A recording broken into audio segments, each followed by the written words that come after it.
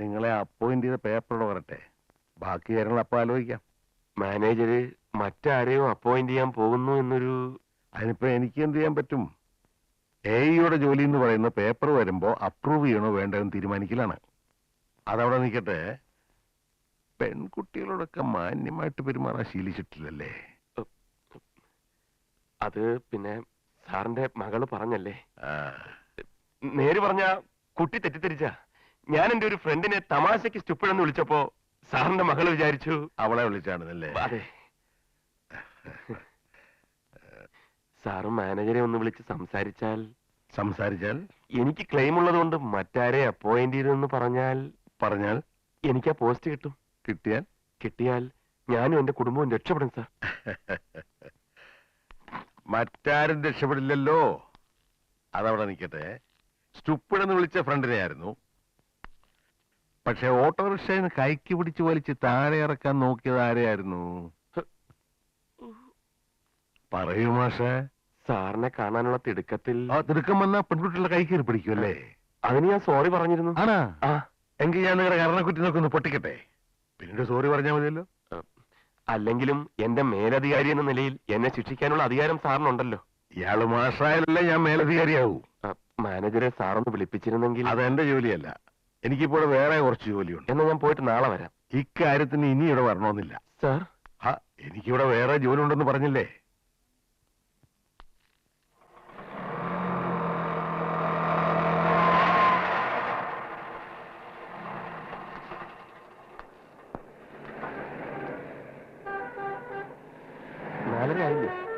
ആയി.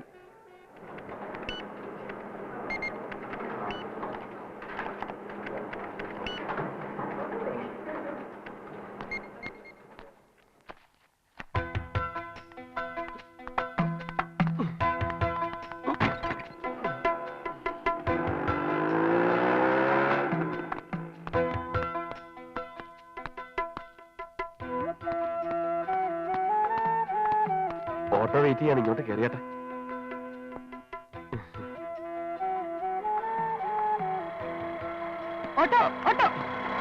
ഇത് കുട്ടിക്ക് കയറി പോകാൻ വേണ്ടി ഞാൻ പിടിച്ചതാ. പൈസയും കൊടുത്തിട്ടുണ്ട്. എനിക്കാണെങ്കിൽ വൈകുന്നേരം പ്രത്യേകിച്ച് ഒരു ജോലിയില്ല. അതുകൊണ്ട് എല്ലാ ദിവസവും ഒരു ഓട്ടോ പിടിച്ച് ഇവിടെ കാത്തിരിക്കാൻ ഒരു ബുദ്ധിമുട്ടും ഇല്ല. ഇനി ഞാനൊരു സത്യം തുറന്നു പറയട്ടെ. അന്ന് ഞാൻ സ്റ്റുപ്പിഡെന്ന് വിളിച്ചത് കുട്ടിയല്ലായിരുന്നു, ഓട്ടോ ഡ്രൈവറെ ആയിരുന്നു. അല്ല, അത് കയറരുത്. അല്ല, കുട്ടിക്ക് വേണ്ടി പിടിച്ച്... ഹലോ, ലൈനടിയാണ്. അല്ല സാറേ, ലൈനടി തന്റെ പോടോ.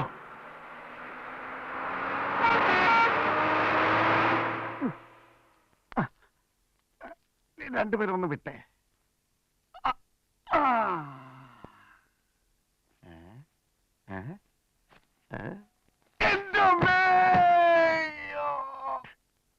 പിടിക്കട്ട കഴുതാണ്.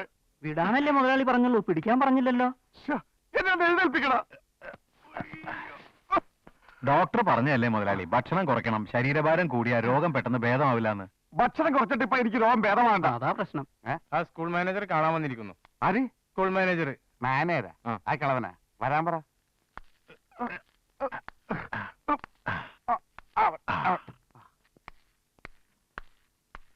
എന്റെ 4 ലക്ഷം താനാ വെള്ളത്തിലാക്കിയത്.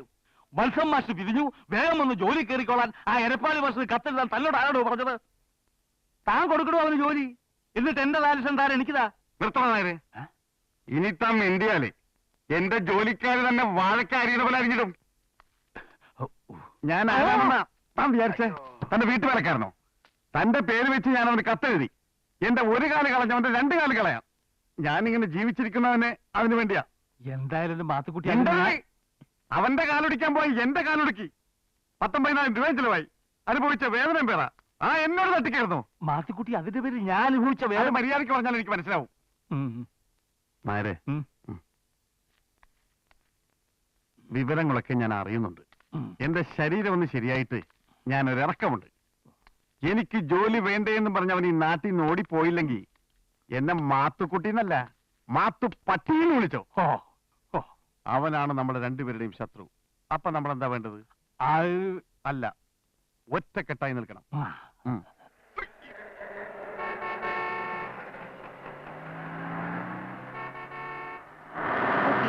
ബൈ. അതെ, നാളെ കാലത്ത് ഈ പരിപാടി നടക്കില്ല. ഞാൻ നിന്റെ വീടിന്റെ മുന്നിലെത്തി ഒരേ ഒരു തവണ ഹോൺ അടിക്കും. 10 സെക്കൻഡ് വെയിറ്റ് ചെയ്യും. നീ ഇറങ്ങി വന്നില്ലേ, ഞാൻ അപ്പൊ തന്നെ വണ്ടി വിടും. എങ്കിൽ നിന്നെ ഞാൻ കശാപ്പിയും. ഓ പിന്നെ, ലിഫ്റ്റ് ചെയ്യുന്നതേ എന്റെ മഹാമനസ്കത. 10-15 മിനിറ്റ് വെയിറ്റ് ചെയ്യാനൊന്നും എന്നെ കിട്ടില്ല.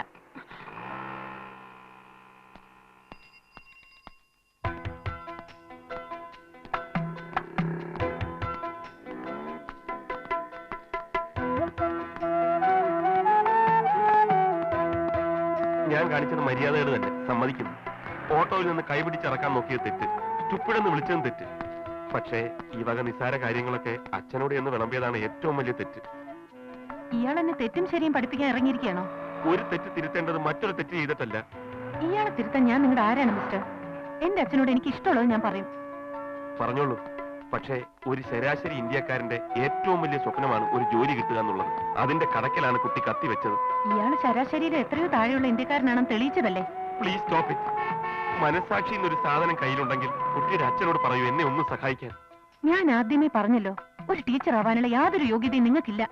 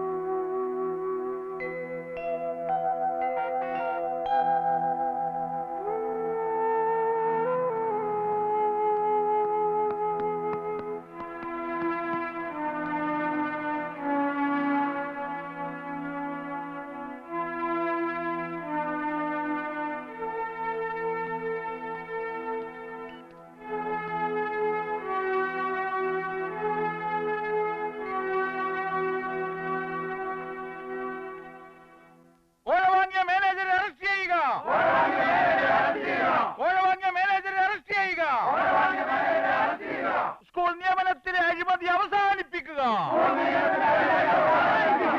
PSTU സിന്ദാബാദ്. PSTU സിന്ദാബാദ്. സ്കൂൾ മാനേജർ ശങ്കുണ്ണി നായർ നീതി പാലിക്കുക. സ്കൂൾ മാനേജർ ശങ്കുണ്ണി നായർ നീതി പാലിക്കുക. PSTU സിന്ദാബാദ്.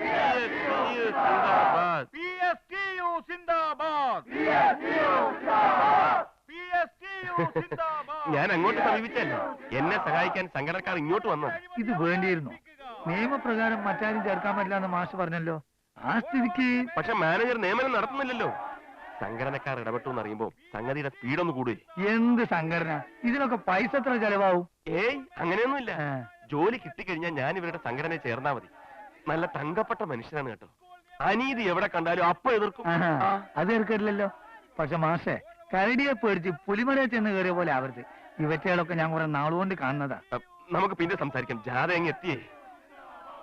സ്കൂൾ മാനേജർ നീതി പാലിക്കുക. സ്കൂൾ മാനേജർ നീതി പാലിക്കുക. മൂരാറ്റി ശങ്കുണ്ണി നായർ നീതി പാലിക്കുക. മൂരാറ്റി ശങ്കുണ്ണി നായർ നീതി പാലിക്കുക. മൂരാറ്റി ശങ്കുണ്ണി നായർ നീതി പാലിക്കുക. മൂരാറ്റി ശങ്കുണ്ണി നായർ നീതി പാലിക്കുക. മൂരാറ്റി ശങ്കുണ്ണി നായർ നീതി പാലിക്കുക. മൂരാറ്റി ശങ്കുണ്ണി നായർ നീതി പാലിക്കുക. PSTU സിന്ദാബാദ്. PSTU സിന്ദാബാദ്. PSTU സിന്ദാബാദ്. PSTU സിന്ദാബാദ്. മൂരാറ്റി ശങ്കുണ്ണി നായർ നീതി പാലിക്കുക. മൂരാറ്റി ശങ്കുണ്ണി നായർ നീതി പാലിക്കുക. കോഴ വാങ്ങിയ സ്കൂൾ മാനേജറെ അറസ്റ്റ് ചെയ്യുക. കോഴ വാങ്ങിയ സത്യസന്ധനാണെങ്കിൽ മുറി കയറി ഒളിക്കുന്നത് എന്തിനാ? മാനേജർ അനീതി ചെയ്തിട്ടില്ല, ഒന്നും കെട്ടിയെന്ന് പറയരുതോ? യവന്മാർക്കൊന്നും വേറെ പണിയില്ലല്ലോ. ദിവസം കൂലിക്ക് ഇതുപോലെ 10 ജാഥ ഞാൻ സംഘടിപ്പിക്കാം. ഒന്ന് ഞാൻ ഉറപ്പിച്ചു, എന്റെ കൊക്കിന് ജീവനുണ്ട്, ഇവനെ ഞാൻ സ്കൂളിന്റെ പടി കെട്ടൂല. ഒരു ജാഥക്കാരൻ മാറി. വെയിലിന്റെ ഒരു തൂവൽ മാത്രം മറന്നിട്ട് വേനൽക്കിനാ കിളി കൂടൊഴിഞ്ഞു.